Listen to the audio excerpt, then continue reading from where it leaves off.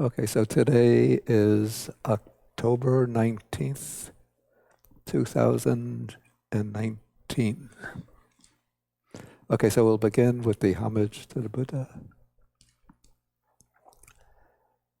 Namo tassa bhagavato arahato samma sambuddhassa. Namo tassa bhagavato arahato samma sambuddhassa. Namo tassa bhagavato arahato samma sambuddhassa.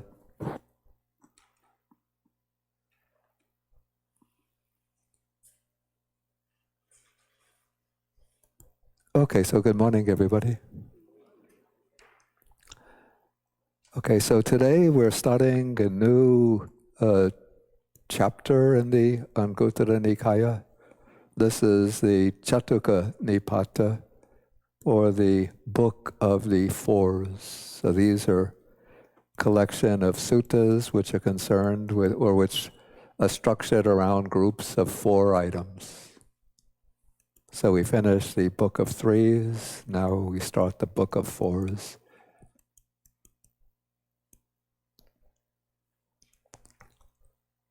And so, as I said, we're going to sort of pass rather quickly over sort of stock material, repetitive material, and then dwell longer with more original material in each of these nipatas.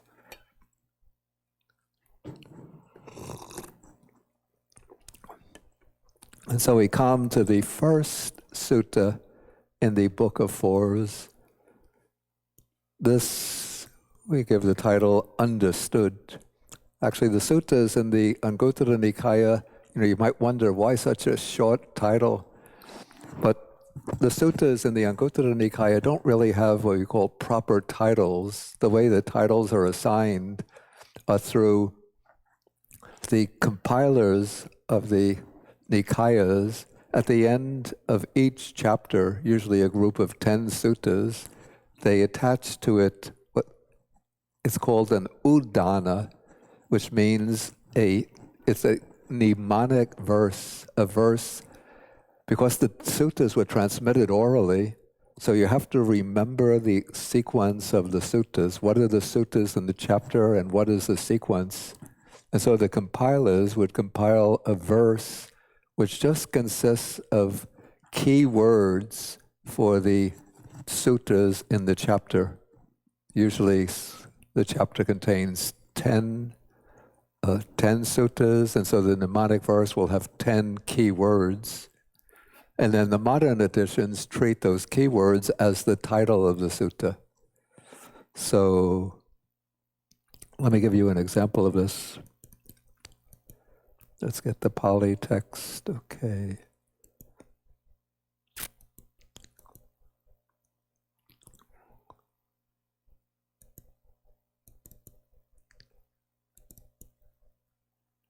Okay, so suppose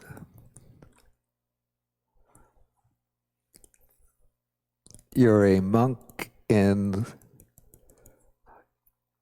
see, the monks would be organized, monks with specially gifted with memory would be organized into groups, and they would be assigned the task of memorizing and transmitting by memory a particular collection. So suppose you are a monk who's been assigned to the group of the Anguttara Banakas, that is the group whose task is to preserve the Anguttara Nikaya. And so when you come to the Book of Fours, how are you going to remember so many little suttas? And so this is the way it's done. Here we have the udana, its tassa is of it, and udana is the mnemonic verse, the verse that aids memory. So we have anubuddhang papati, anubuddhang papitang, anubuddhang papitang tuve, Anubudang papi tang dve kata anu sota panchamang apasuto cha sobanang fesarajang tanhayogena te dasa. So here we have the first word is understood. Papapitang is fallen down. Dve, two, which means that there are two suttas about falling down. Kata means injured, and anusota means with the stream. That is the title of one sutta. Panchamang is the fifth. So we have Anubudang 1, Papapitang dve, two suttas about falling down. So that's 3. Kata is injured for Anusota with the stream is the 5th. Then apasuto, that means one with little learning. Cha just means and, to fill the meter. Sobanang is beautiful or lovely. Vesarajang is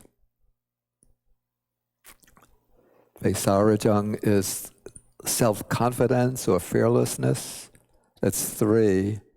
Tanha is craving, and yoga is, in this case, a bond. So together with yogena, with the one on bonds, those are 10. So in that way we have this verse bringing together key words in the 10 suttas. And so if you memorize the verse, then when your teacher says, recite this chapter, you think of the mnemonic verse, and then you can get the suttas, all of the suttas, and get them in the correct order.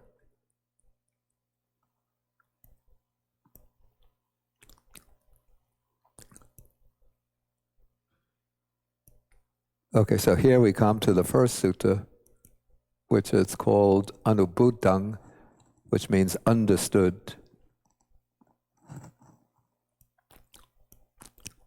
Okay, so here this takes place when the Buddha is dwelling among the Vajjis at Bandagama.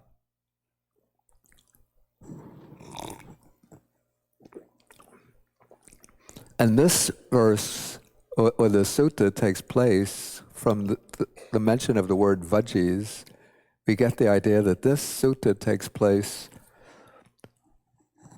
when the Buddha is on his final journey to his destination on this journey is Kusinara, and that will be the place where he attains his final Nibbana, the Mahaparinibbana. So this sutta has been incorporated into the Mahaparinibbana Sutta.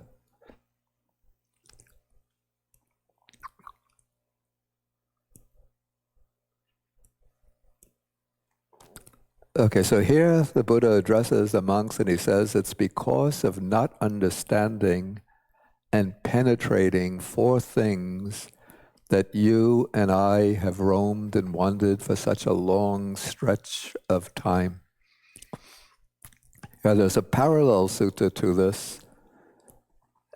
In fact, I think the parallel sutta is probably more original than this one. In the parallel sutta, the Buddha opens in the same way because of not understanding and penetrating 4 things.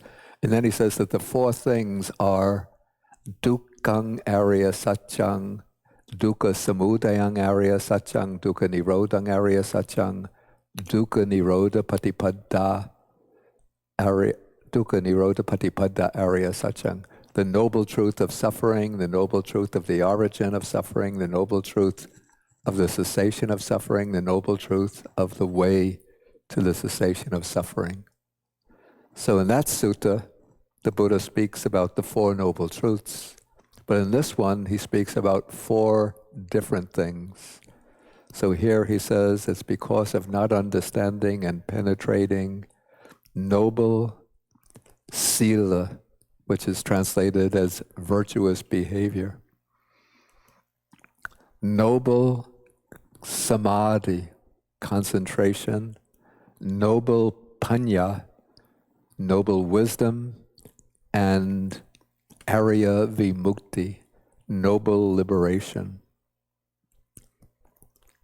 So we have virtuous behavior, concentration, and wisdom. These three things constitute the groupings of the Noble Eightfold Path. And so we have noble virtuous behavior would be right speech, right action, right livelihood, a kind of simple way of organizing the factors of noble virtuous behavior. Noble concentration in the Noble Eightfold Path would be sama samadhi, which would be identified with the four jhanas, the four meditative absorptions. But then contributing to the four jhanas would be right effort and right mindfulness. Those would be the supporting factors leading into noble concentration. And then noble wisdom would be in this case, the higher right view, the right view which penetrates into the Four Noble Truths, the right view which directly sees and penetrates the Four Noble Truths.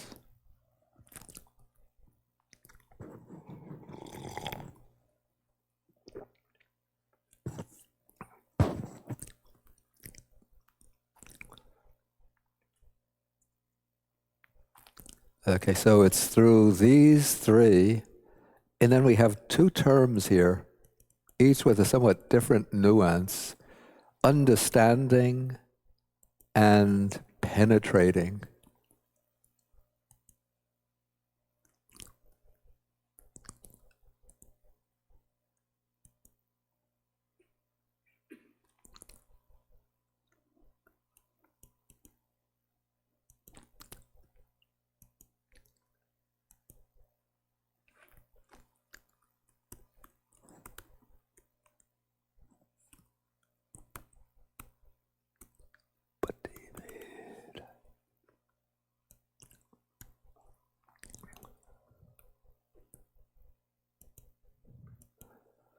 Yeah, the way these terms are explained by the commentary, let's see if I can find it.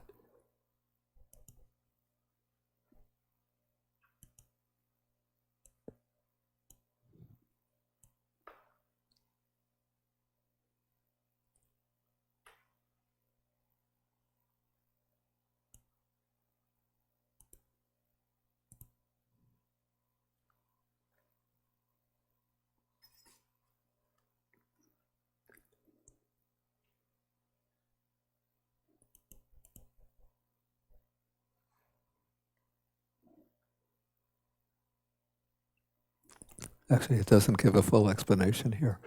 But anubodha would be more like intellectual understanding, conceptual understanding. So this is one has to understand conceptually and intellectually with clear comprehension. And in Pativeda, it's direct experiential understanding, the understanding that comes from direct penetration.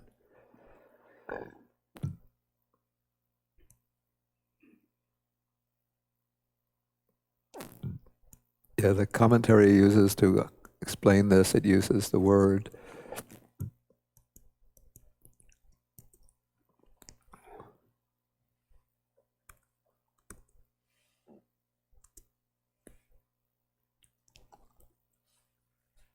pachaka, which comes from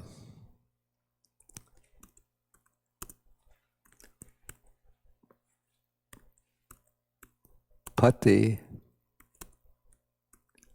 plus akka. Yeah, the word akka means eye, the eyes. And pati gives a sense here of directness. So this is the sense here is seeing directly with one's own eyes. So from pati plus akka, how do you get paccakka?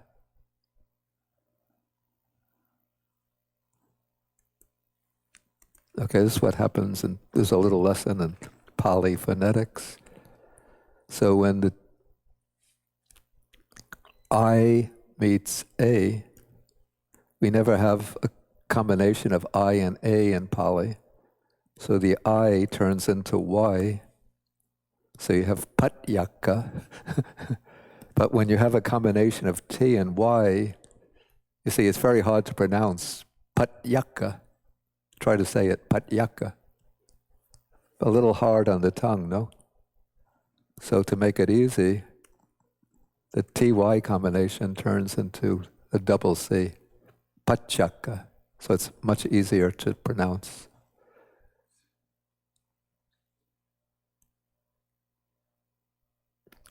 Okay, so that means like penetration is seeing directly with one's own eye of wisdom.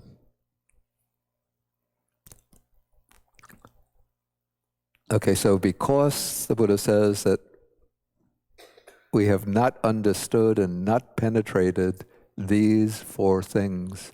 Well, first we have virtuous behavior, concentration, and wisdom. These constitute the path. And then the result of the path, the result of cultivating the path, the fruit of the path is noble liberation.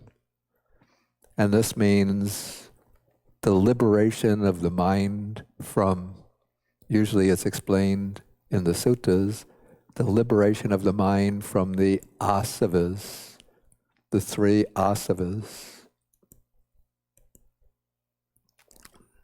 The three asavas,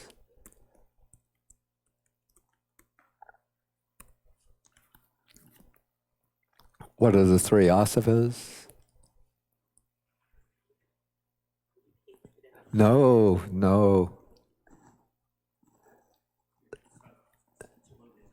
Yeah. Right. So it's sensual craving, sensual desire, the asava of, the word asava, first of all, comes from the root which means to flow. And asava are things that flow in. You would say that flow into the mind, into the active mind from the deep levels of sort of the deep unconscious mind.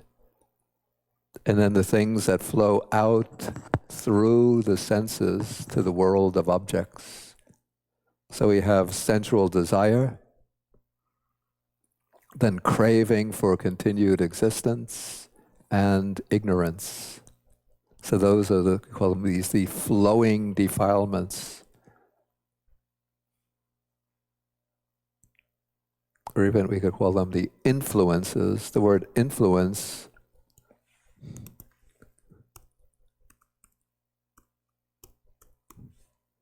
has the prefix in, which is like and fluence comes from flowing. Like the confluence is a place where two or more rivers flow together. Confluence. Effluent is something that flows out. Maybe we could invent a word, influent. Yeah, that would be a good rendering for the asava.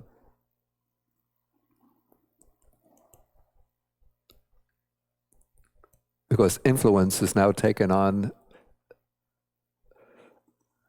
another meaning, the effect that one thing has on another. But the original sense is that which flows in. So if I associate with you and we have conversations and you influence my way of thinking, it means your way of thinking flows in to my mind and shapes the way I think.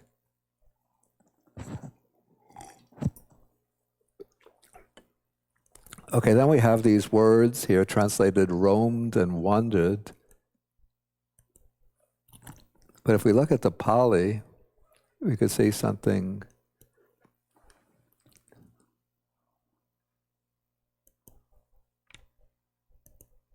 Let's go to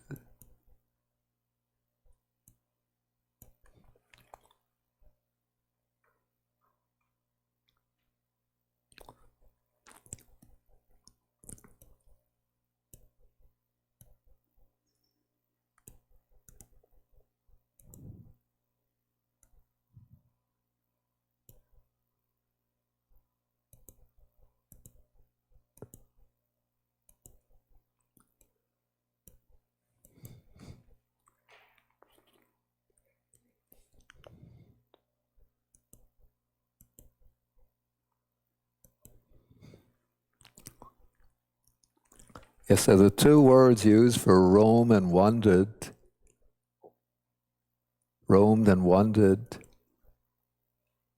in the original Pali are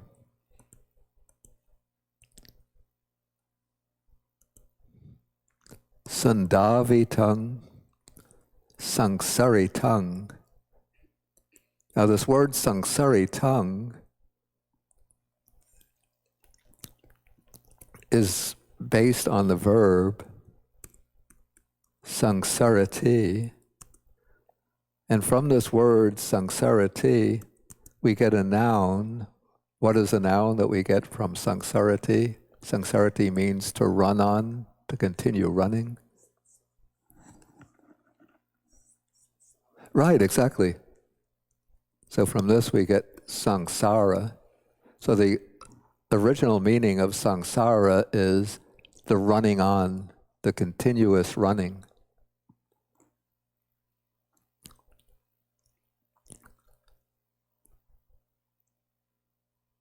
And so it's because of not developing, not understanding, not penetrating these four things that we run on, run on in samsara. That we go from life to life in samsara over this long stretch of time. In fact, it's so long a time, the Buddha says, that it's without discoverable beginning. And so we roam and wander from life to life, from one life to another, from birth to death, from death to new birth, going on and on, over and over, because of not developing this noble sila, noble samadhi, noble wisdom. And therefore we don't have the noble liberation, and so we're in bondage. And so now the Buddha speaks, he speaks now with reference to himself. He says that this noble, virtuous behavior has been understood and penetrated, noble concentration has been understood and penetrated, noble wisdom, noble liberation has been understood and penetrated. So those are the things that he has accomplished. And then as a result of that, the craving for existence, this is bhava tanha, has been cut off. In the second noble truth, the formula for the second noble truth, the text mentioned three kinds of craving. Craving, sensual craving, craving for existence, craving for non-existence. But the one which is, of those three, the one which is most fundamental as the root of wandering in samsara is the second, the craving for renewed existence. So when we die, as long as that craving is there to continue to exist, the stream of consciousness then flows on, moves on, and grasps upon another physical form. At some point it will grasp upon another physical form to start a new existence, beginning with the moment of conception. From conception we move to fetal development, then to physical birth, then growth, maturity, gradual decay, aging, then new death, and again with death, when there is still that craving for existence intact, again it propels the stream of consciousness into a new mode of existence. And so in this way, the cycle of birth and death just keeps on revolving over and over. And so the Buddha here, he calls this, he used the word conduit. Do we have some synonyms for this? Channel, canal, tube, pipe. Maybe those are not so good for neti.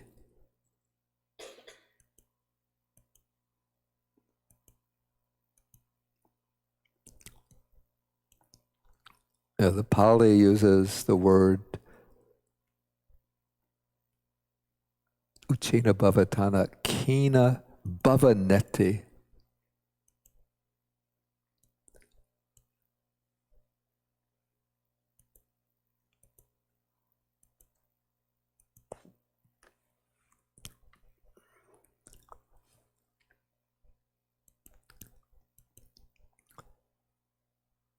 Yeah, so bhava is conditioned existence, individual existence, and neti is that which leads.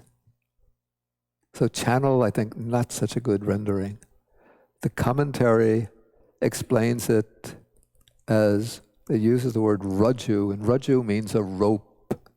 So it's like one uses a rope to lead. Especially farmers would know this back in ancient India where they have the oxen, and to lead the oxen, they tie a rope around the oxen and pull the ox with a rope. And so that's the neti, is that which is sort of like a leash by which we, when we're walking the dog, we put a leash on the dog and then we can walk it. So we pull the leash and the dog has to follow. If the dog wants to stop and to sniff a tree, or to sniff or play with another dog, we pull on the leash and the dog has to follow us. And so we lead the dog around with the leash. And so the neti is like the leash that brings us, ties us to existence.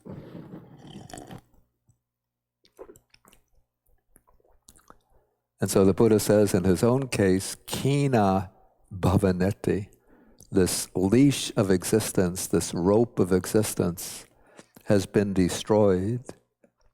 And so then he concludes, nati dani puna bhavo, nati dani puna bhavo.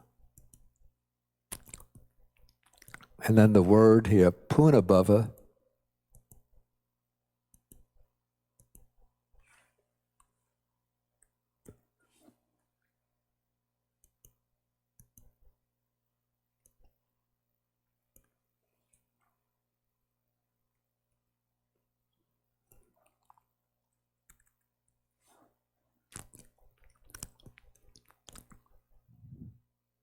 comes from bhava,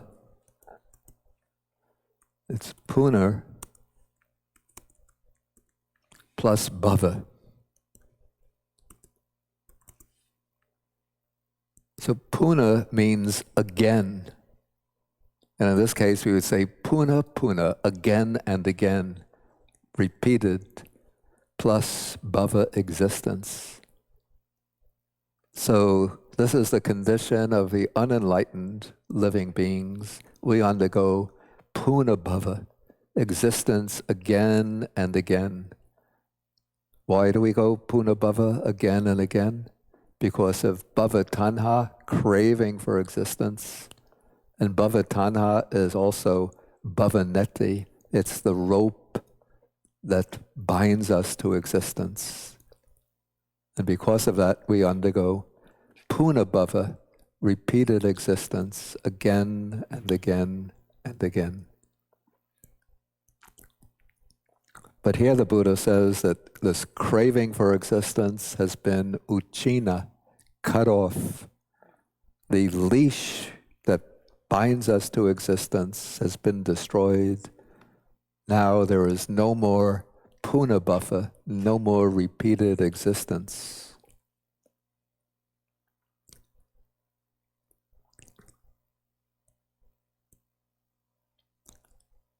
Okay, so this is the prose. What's interesting about these,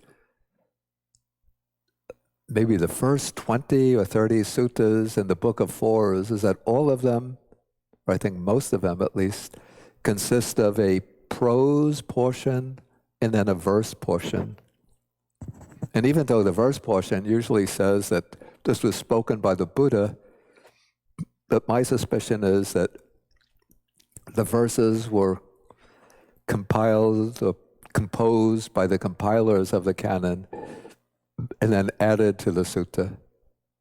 Because it seems, if we look at the verses to the first sutta, it seems a little strange for the Buddha to be speaking these verses himself, since he's referring to himself in the third person.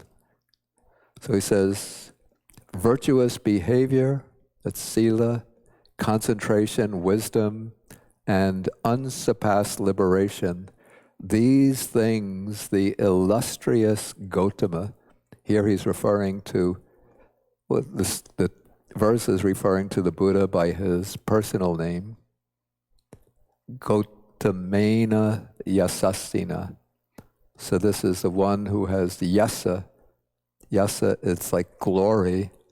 So yasasi is a glorious one, or illustrious one.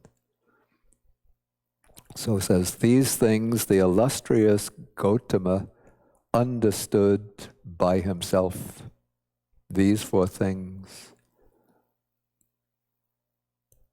Then having directly known these things, the Buddha taught the Dhamma to the bhikkhus, to the monks. Again, the verse is referring to the Buddha as the Buddha. And so it would seem a little odd that the Buddha himself would be speaking this. And then it says, the teacher, that's the satta, the end maker of suffering, the one with vision, has attained Nibbana.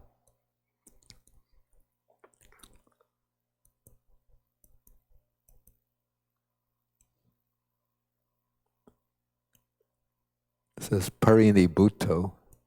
Chakuma is the one with eyes, is parinibhutto. And there are two kinds or two aspects to Nibbana, as I think we've mentioned previously. There's the Nibbana during life, which is attained with the destruction of all of the defilements. And then the Nibbana without, that Nibbana during life is also called the Nibbana with a residue remaining. The residue is the complex of body and mind that has been acquired through previous ignorance and craving.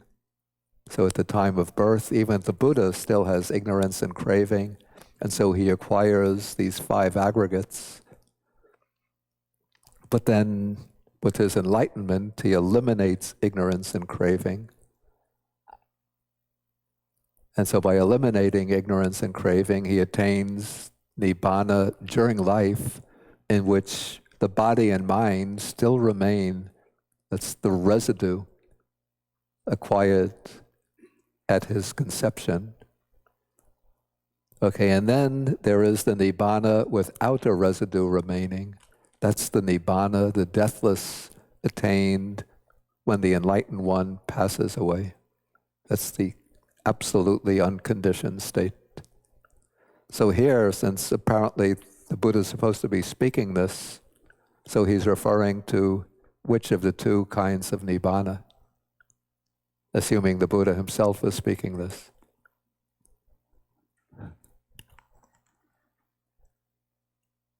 Which of the two?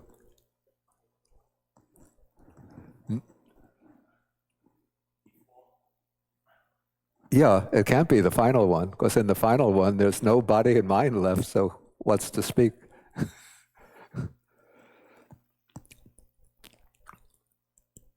But my suspicion actually is that, again,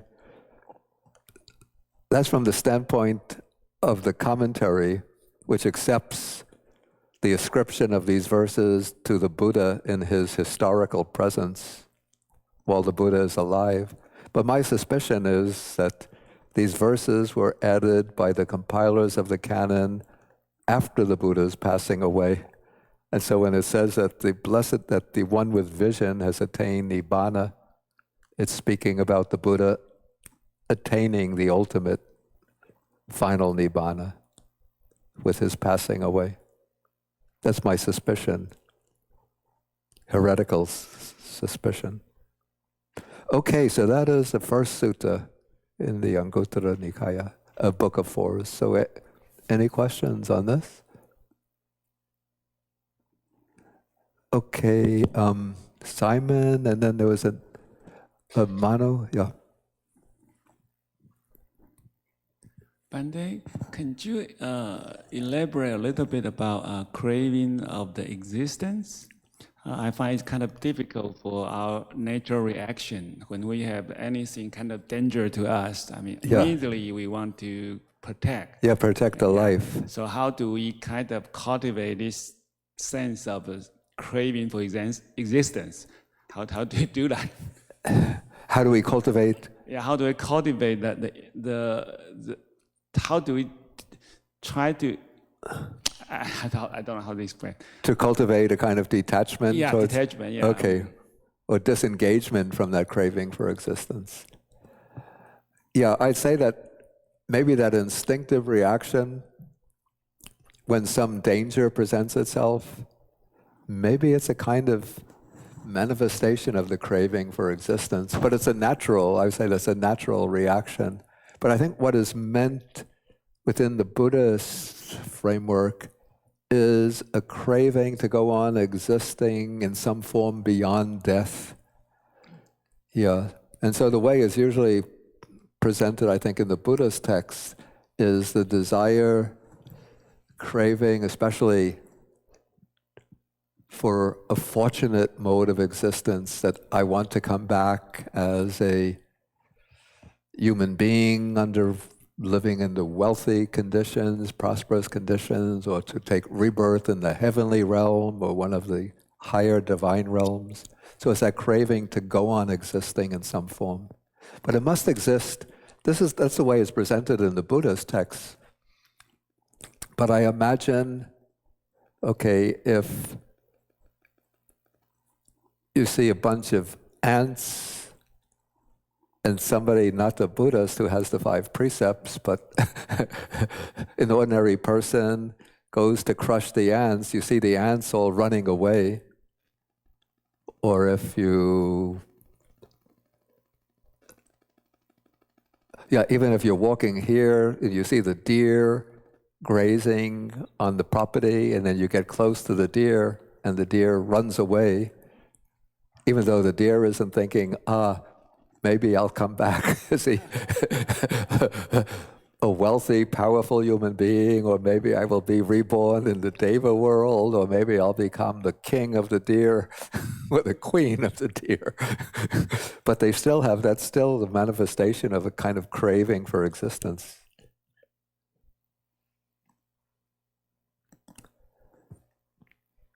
Bhante, could you elaborate what you meant by ignorance in the context of the Asavas?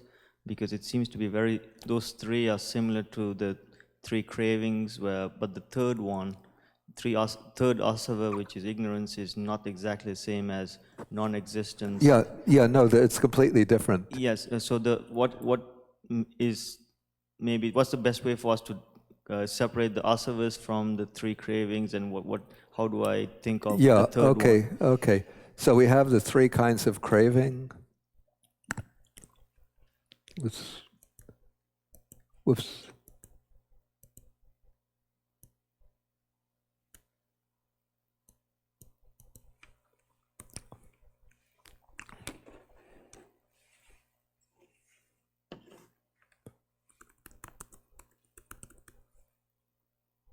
So the 3 cravings are sensual craving craving for existence. And then the puzzling one that's never really defined or clearly elaborated within the Sutta Pitaka itself is craving for non-existence. And so the way this is, maybe we could infer what the sense would be from the suttas. This would be maybe the craving that takes place. You might think that it means the desire of somebody to eradicate or eliminate their life completely by committing suicide, but it's never explained that way in the suttas. So I would take it to be maybe the craving on the part of, there are certain like philosophers that are presented in the suttas, the samanas, a group of like ascetic philosophers who think that existence is completely miserable, worthless, valueless, and so they project or expound the view that what happens at death is that everything is eradicated. Everything comes to a complete end at death. And so you could say that because they see existence as completely wretched and miserable, they have this craving just to end existence completely. And then on that basis, they develop the view, which is called the vibhavaditti, the view of non-existence, which is the view that at death everything is eradicated, annihilated, and there's nothing beyond death. Okay, but there's no counterpart to this amongst the Asavas. And so and you see this craving for non-existence, I think the reason it's not included amongst the Asavas is because the craving for non-existence doesn't maintain the continuity of samsara. It's a kind of craving, but it doesn't maintain the continuity. Whereas sensual craving certainly does, because we have craving for delightful sight, sounds, odors, tastes, and so forth. And when that's not completely satisfied, it will drive the process of existence into a new life to seek more enjoyable sights, sounds, odors, tastes, and so forth. So this equals the asava of sensuality.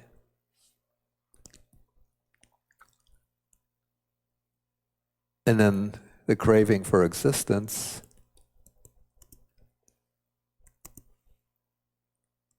would be the asava of existence.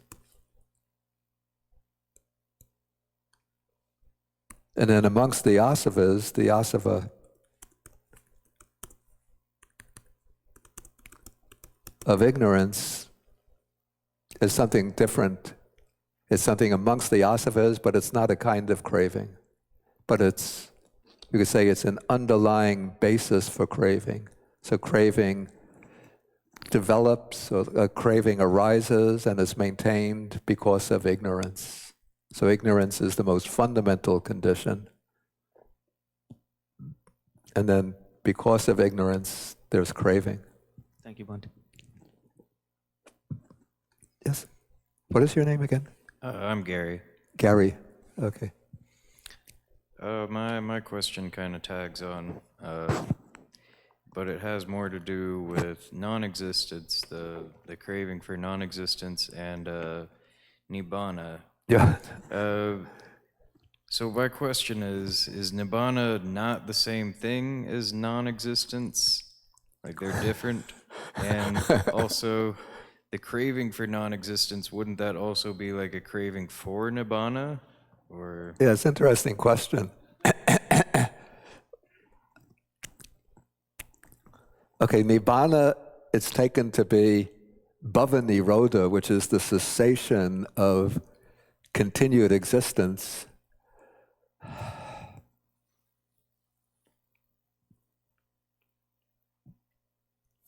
Okay, but Nibbana is not... How does one answer this? No, it's good to have these difficult questions, but it's very hard to explain in words. Okay, so the craving for non-existence is a craving just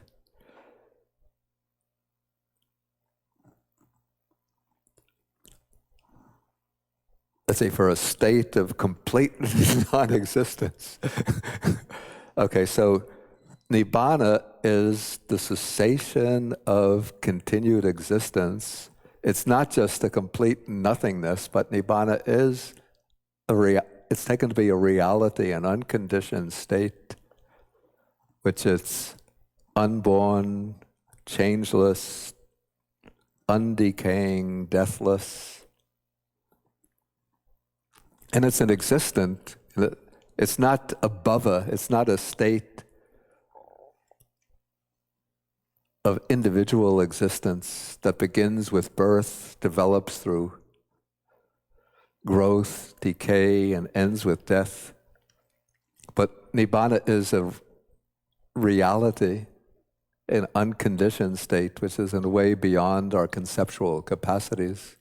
So in that way, it's different from non-existence. And Nibbana can be an object of craving, but it's different from the craving for non-existence, which is the craving for non-existence. It's this just desire to completely obliterate existence altogether, because one sees every kind of existence as being miserable, wretched, and so forth. Whereas the desire for Nibbana, as I said, it can be a craving if one takes it as a kind of personal possession. But when one understands what Nibbana is, one sees that it has to be attained through the elimination of craving. That's the best I could do in explaining that. I think that's pretty good. Thank you. Okay. And Allison, behind you. Good morning, Bhante. I have, based on what you just described, can you tell me this, the Nibbana, the condition, the reality of non-conditions, is a type of existence. Can you explain that? How is that related to emptiness or the existence of emptiness? I'm not sure, so that's why I'm asking that question. Okay, the word emptiness is given many different interpretations in different schools of Buddhism. In early Buddhism, actually, emptiness is held to be one of the characteristics of Nibbana, one could say. In the last class, actually, we spoke about the three kinds of samadhi, which is like said to be the three doors to liberation. So those are the emptiness door to liberation, the signless door to liberation, the desireless door to liberation. So those are three characteristics of Nibbana, or three aspects of Nibbana that is said to be emptiness, because it then is explained that it's empty of greed, hatred, and delusion. It's said to be the signless because it's devoid of the signs that are projected or fabricated by greed, hatred, and delusion.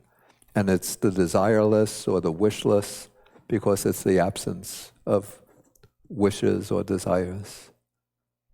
So that isn't from the standpoint of early Buddhism. But as I said, even in the early texts, there are different aspects of emptiness. And then through the development of the different Buddha schools, different understandings of emptiness develop. Thank you.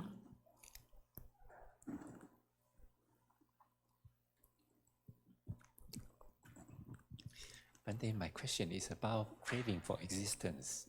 When a Buddhist passes away, we wish him or her to be reborn into Pure Land, or to be reborn to a better family. Yeah. Into a better family, which yeah. he or she can continue on the practice. Yeah. Yes. Is that craving for existence? I see. The desire to be reborn into a better family, yes, or Pure Land. into the Pure Land in the sense of Amitabha, Pure Land? Yes, or to Sita heaven. Or into a heavenly realm? You could say, yeah, that is a kind of manifestation of a craving for existence. And I'd say that maybe there are different aspects to the craving for existence. So naturally, to continue our progress along the Buddha's path, we want to be reborn. As long as we're not arhats completely free from craving, we want to be reborn under suitable conditions for encountering the Dharma, learning the Dhamma, practicing the Dhamma. So that's a craving for existence which is directed towards a good and desirable, worthy state of existence, as contrasted with somebody who just wants to, say, be reborn in a heavenly realm just to enjoy the delights of the heavenly realm, or to be reborn as a human being with a lot of wealth and power just to enjoy wealth and power. So we could say that it's a kind of manifestation of craving for existence, but we could say it's also a noble aspiration, an aspiration of pranidhana. That's the Sanskrit pranidhana, Pali panidhana. It's a good aspiration.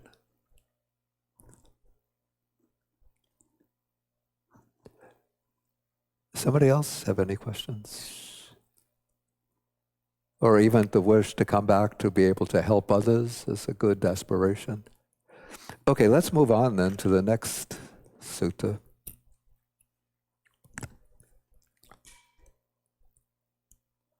I think we're going to have a series now about noble virtue and so on.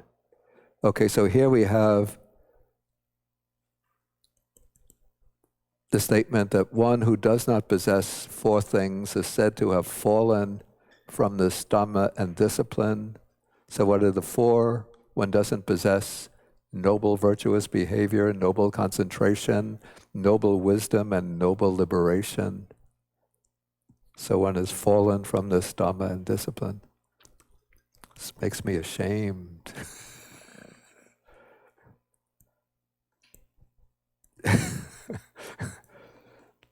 And then one who possesses four things is said to be secure in this Dhamma and discipline. Word translated.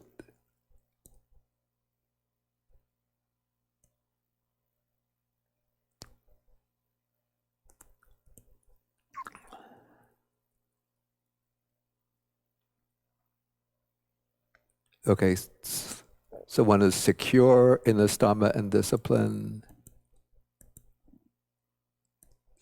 See the word translated secure.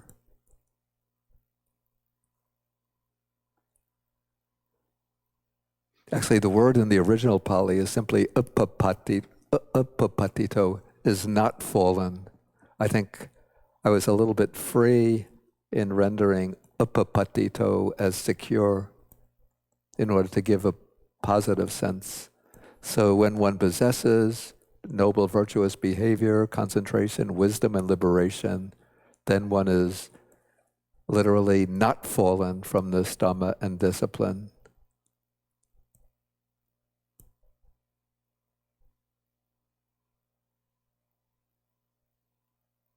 Okay, then the verse says, collapsed, first the negative side, collapsed and fallen, they fall away, the greedy ones come back again.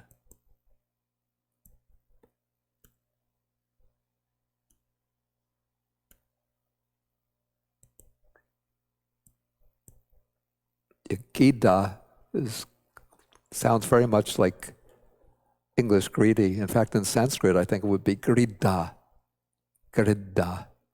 which is related etymologically to the English word greedy. And then punar agata. Agata is come, and punar is again.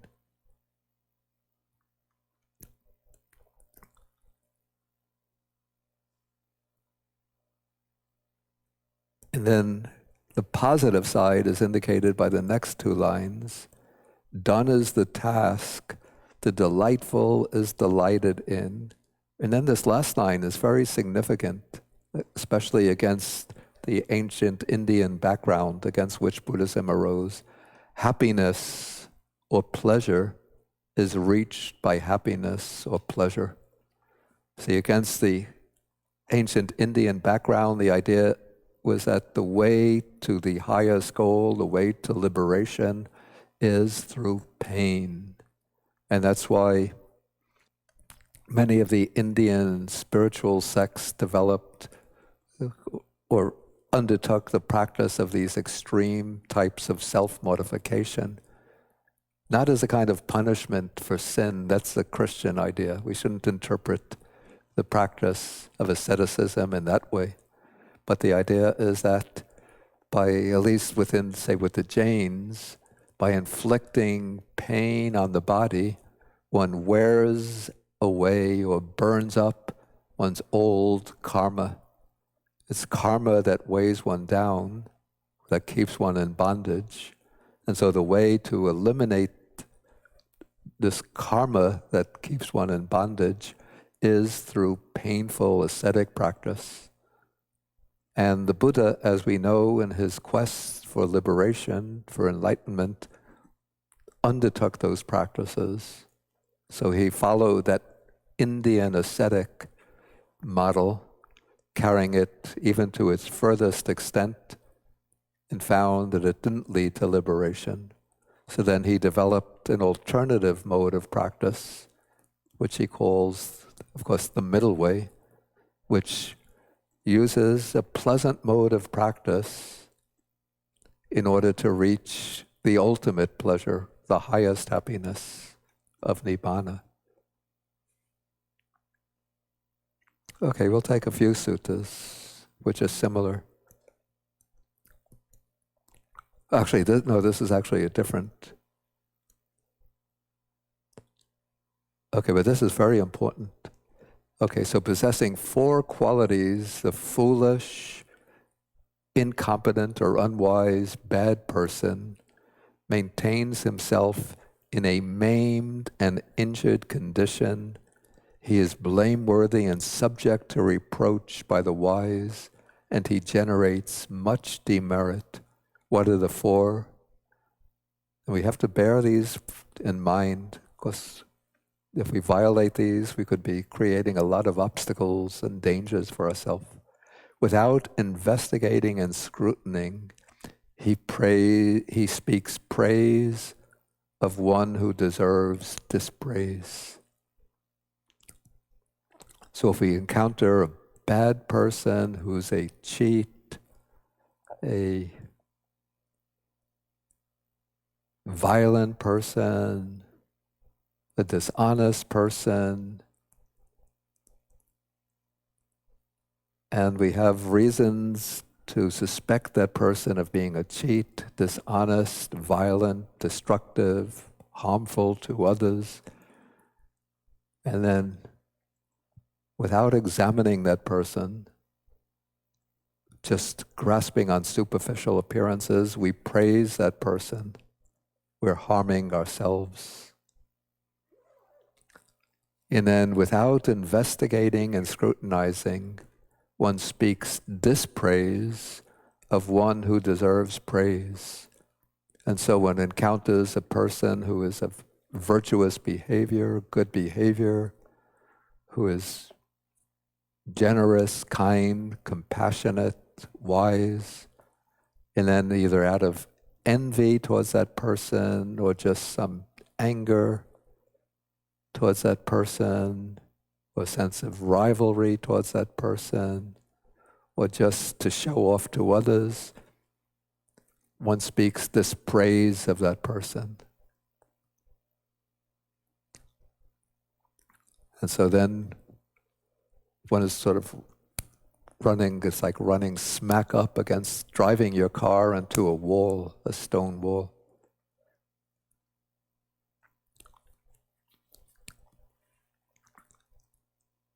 Maybe you could help me with the next 2. Without investigating and scrutinizing, one believes a matter that merits suspicion, and then the counterpart of that is one is suspicious about a matter that merits belief. Okay, just to come back a little bit to, I think the origin of this sutta, it could be the origin, is based on speaking dispraise of one who deserves praise. And this goes back in the time of the Buddha. There was a monk named Kokaliya, or Kokalika. He's mentioned in the Sutta Nipata, later in the Anguttara Nikaya, in the Sangyutta Nikaya too. He came to the Buddha and he said, Bhante, don't place trust in Sariputta and Moggallana. They are really evil monks. So he might have been envious and resentful towards Sariputta and Moggallana because he saw that the Buddha had appointed them the chief disciples, and he wanted to be close to the Buddha and praised by the Buddha. And so he tried to tear down Sariputta and Moggallana by speaking dispraise of them to the Buddha. But the Buddha told him, Kokalika, don't criticize Sariputta and Moggallana. They are my excellent disciples. But again and again, Kokalika kept on speaking dispraise of Sariputta and Moggallana. And then what happened is that he got some kind of illness as a kind of karmic result of slandering these noble disciples, where he got these kind of, you call these boils appeared on his skin. First they came little boils, and then they grew bigger and bigger and bigger, filling up with pus and blood, and then they broke open, and then he died and passed away. And then he was reborn in one of the lowest hells because of that heavy negative karma.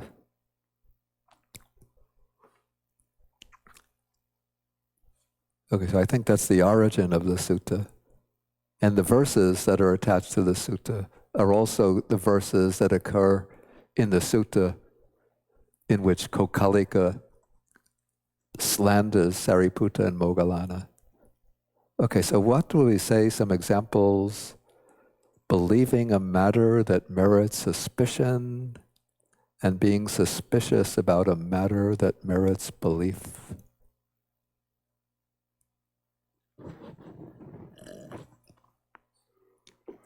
Use the microphone.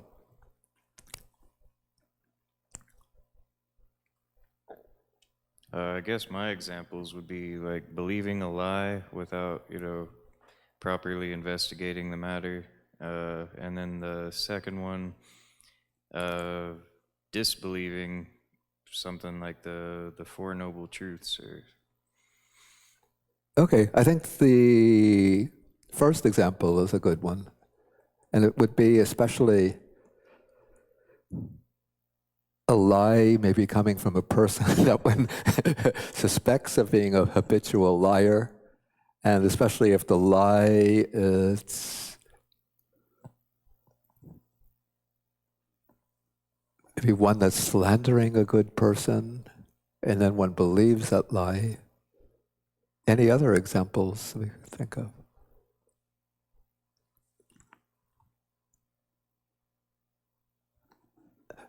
Okay, Drea in the back.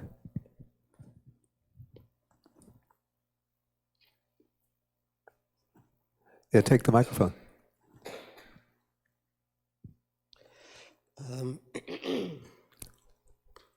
I would say believing the statements of a person whose actions have always proved otherwise.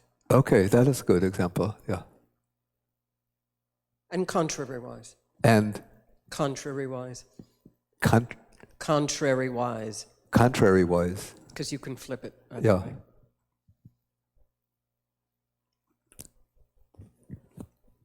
Anybody else have any? Anyway, we got the idea. So let's go on to the verses. Well, then we have then the counterpart to this is how the wise, good person preserves himself unmaimed, uninjured, blameless, and beyond reproach by the wise, and generates much merit. Okay, and this is important, that one speaks dispraise of one who deserves dispraise. So sometimes one thinks that to be a good Buddhist means that one doesn't criticize anybody. But when there is a situation, for the Buddhist standpoint, when criticism is warranted, when somebody, say, is behaving in an unethical way, and if one thinks, I'm going to be a good practitioner and just remain quiet, and just maybe extend my compassion and forgiveness towards the transgressor, that's not what the Buddha advises. But you investigate and scrutinize the situation, so you have facts on your hand, evidence, testimony, and then you know that the person has been transgressing morally, and so that person deserves this praise. In that case, the appropriate action is to speak dispraise. There's another sutta that will come later in the Book of Fours. The Buddha is in conversation with somebody. Let me see if I could find it.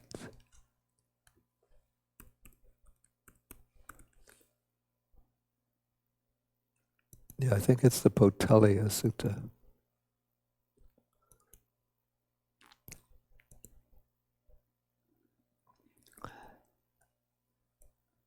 Yeah, the Buddha meets this wanderer named Potaliya, and then the Buddha actually opens the conversation by saying that there are 4 kinds of persons. Somebody speaks dispraise of one who deserves dispraise, and the dispraise is truthful and accurate. Some other person speaks praise of someone who deserves the praise, and the praise is accurate, truthful, and timely. Still another person does not speak dispraise of someone who deserves dispraise, though the dispraise would be truthful and accurate. And another person speaks dispraise of someone who deserves dispraise, and the dispraise is truthful, accurate, and timely.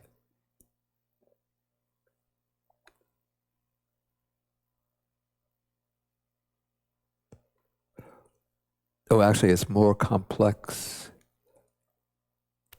Anyway, there are these different alternatives, and then he asks Potaliya, which among these 4 kinds of persons seems to you to be the most excellent?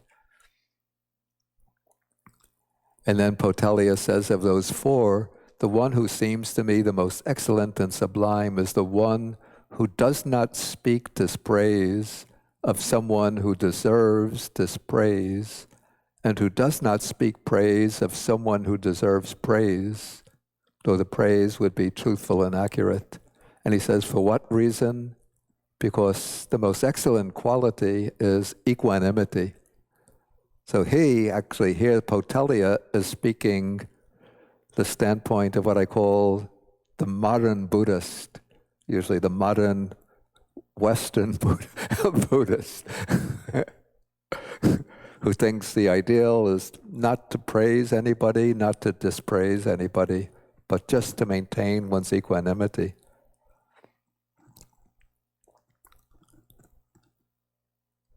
And then the Buddha says, the one that is the most excellent and sublime is the one who speaks dispraise of the one who deserves dispraise, when the dispraise is accurate and truthful, and who speaks praise of someone who deserves praise, and the praise is accurate and truthful. For what reason? And it has to be timely at the right time. For what reason? Because what excels is knowledge of the proper time to speak in any particular case.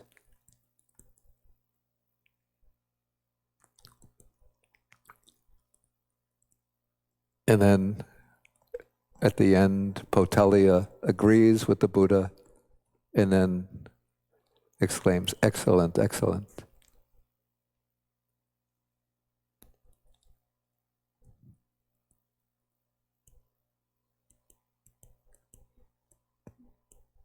Okay, let us see the verses.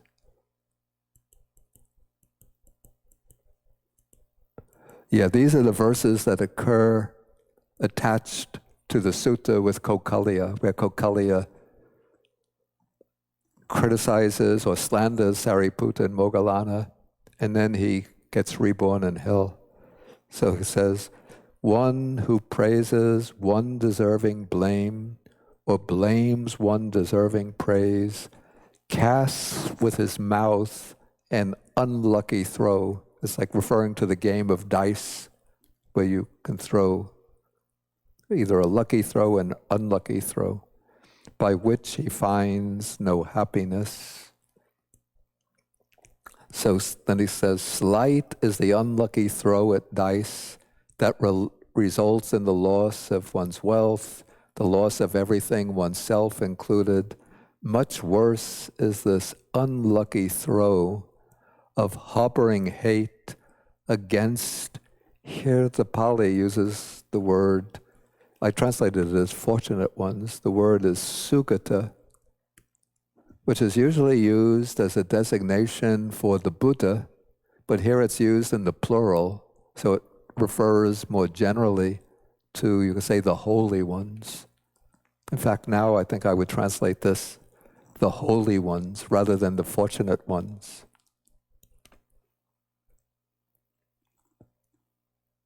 Okay, and then comes the fire and brimstone part of this discourse. For 100,036 Nira Buddhas plus 5 Abuddhas, these are extremely long periods of time. The slanderer of the noble ones goes to hell, having defamed them with evil speech and mind.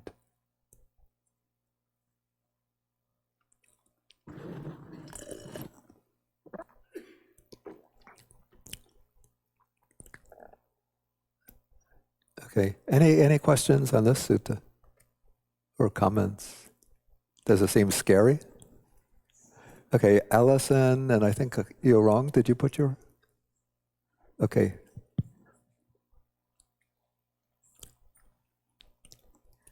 Bhante, based on this sutra, under the one condition is a person had to investigate and scrutinize it.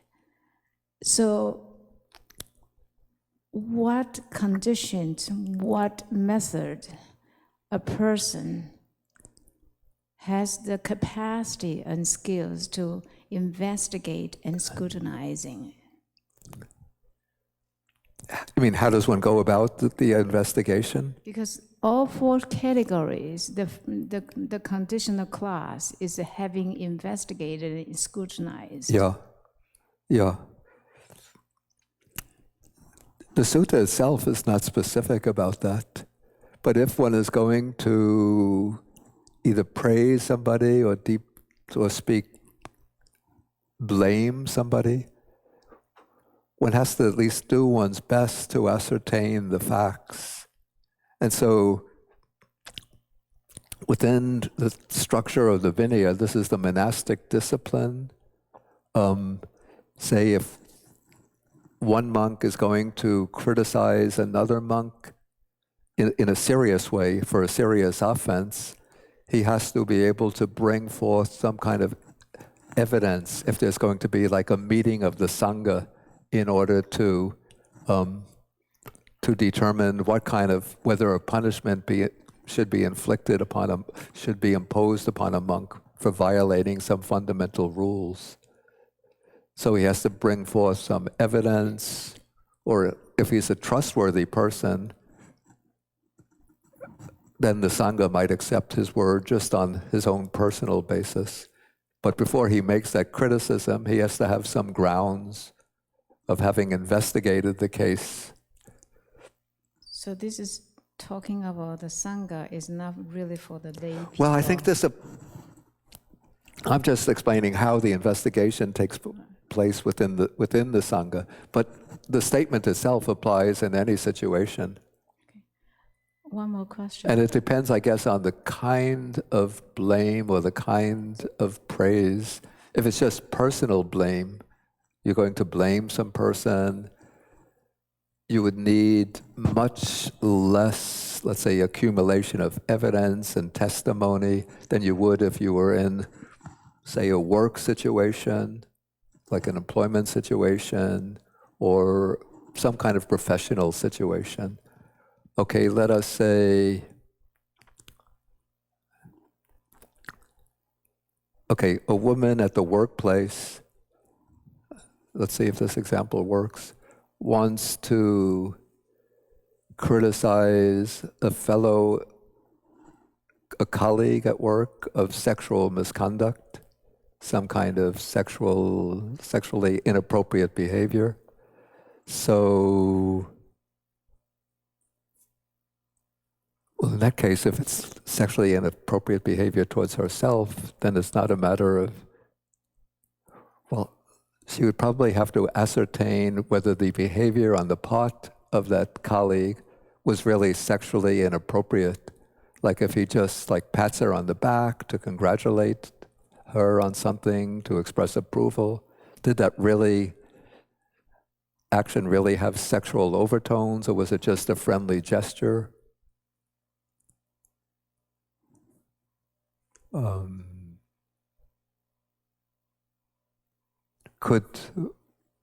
Maybe she would have to inquire if she has suspicion that it had sexual overtones, inquire from some of the other her other female colleagues, whether that co-worker actually behaved inappropriately towards them. Would that seems workable? Thank you. Yeah.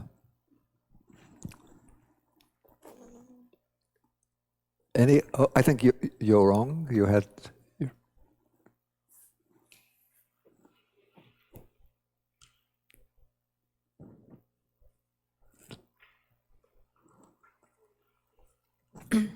If we take the teaching literally, it's a little scary, because the third quality of the foolish person says, without investigating and scrutinizing, he believes a matter that merits suspicion. Well, we normally don't have facts, and so we're not allowed to believe in anything without facts.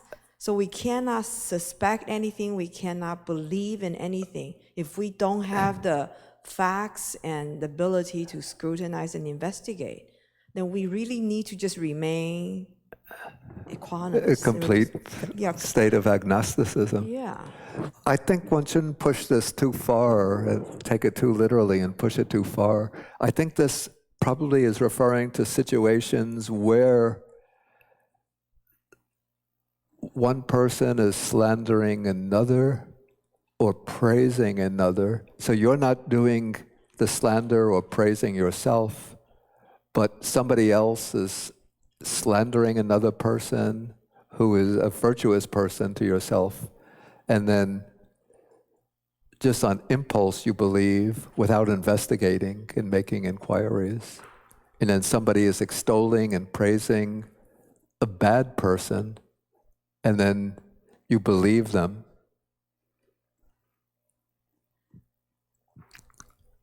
Without investigating. So I think it refers to serious matters. Well, if you limit it to cases of slandering, when someone being accused, but here it refers to matters, right? So we actually encounter many things like that in modern world. For example, we may have a new religion, new ideology that comes out. May not even have to be religion, new ideology. Yeah. And normally it's very difficult for us to investigate to find the fact. And the safest thing is not to suspect them and not to believe them. Yeah. And also there, beyond this we have, say, political matters. Everybody is encouraged to vote. Do we really have all the facts? We have to watch the news and get our information from the news. But then when we cast our vote, do we believe in someone or we suspect? We can't even suspect anybody. So this, if it's only limited to slandering, I think we can accept that. But if not, this is a very, very serious teaching. I don't know if we can really follow it. Yeah, I think it's pretty much limited to matters where there is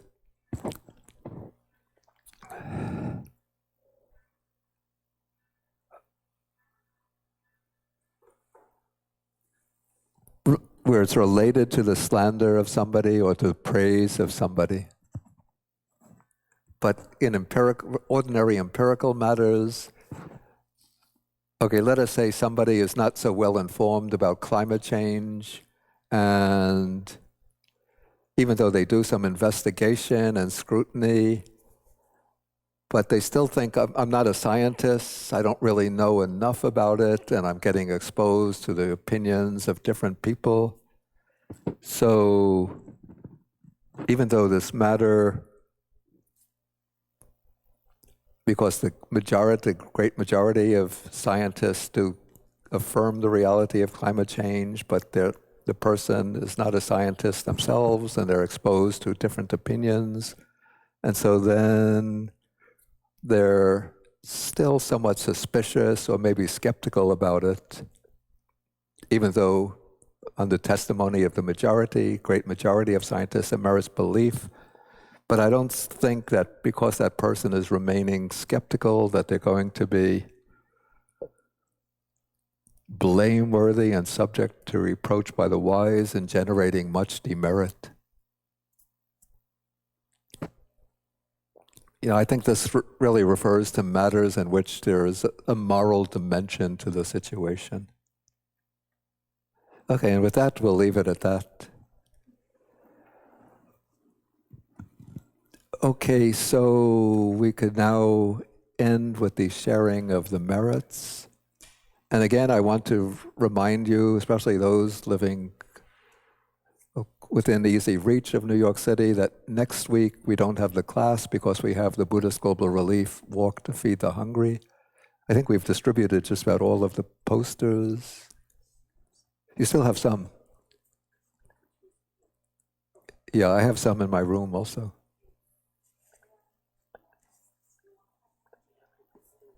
Yeah, if you have affiliation with any temple, Dharma center, or yoga center, you could, with the bulletin board, if you could put these up, it will help to spread the word about the walk. Okay, so let us end with the sharing of the merits. And I want to dedicate the merit of today's session, particularly to the Venerable Kurunigoda Piatissa Nayakataro, who is the founder of the New York Buddhist Vihara, and he'd been a close personal friend of myself, and he passed away last week, and we had the funeral service for him this past week. So, Akasata Chabumata Deva Naga Mahidika Punyantang Anumoditva Chirang Rakantu Sasanang Akasata Chabumata Deva Naga Mahidika Punyantang Anumoditva Chirang Rakantu Desanang Akasata Chabumata Deva Naga Mahidika Punyantang Anumoditva Chirang Rakantu Mang Parang Etavatacham Hehi Sampadang Punya Sampadang Sabbe Deva Anumodantu Sabba Sampati Siddhya Etavatacham Hehi Sampadang Punya Sampadang Sabbe Bhuta Anumodantu Sabba Sampati Siddhya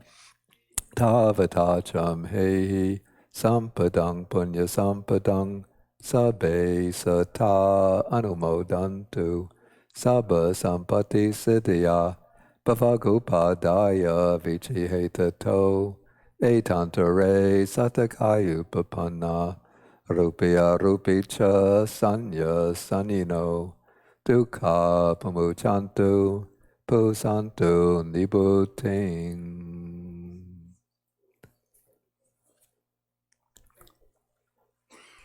And also a reminder that this afternoon we have the all-afternoon meditation session, alternating sitting and walking meditation. So we will have the Q&A. We'll come back at 12:15. And then 12:40, we'll start the meditation with the walking meditation and sitting, walking up to 10 to 4. Anything else that I forgot to mention?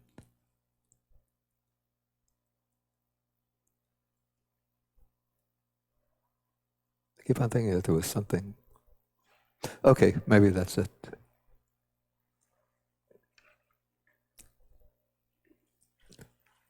Yeah, so the next class will be not next Saturday, but November 2nd.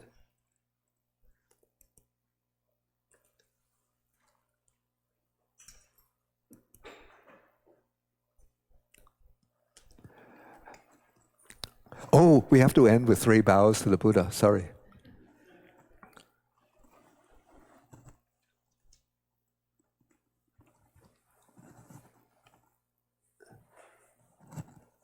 Okay. 1, 2, 3.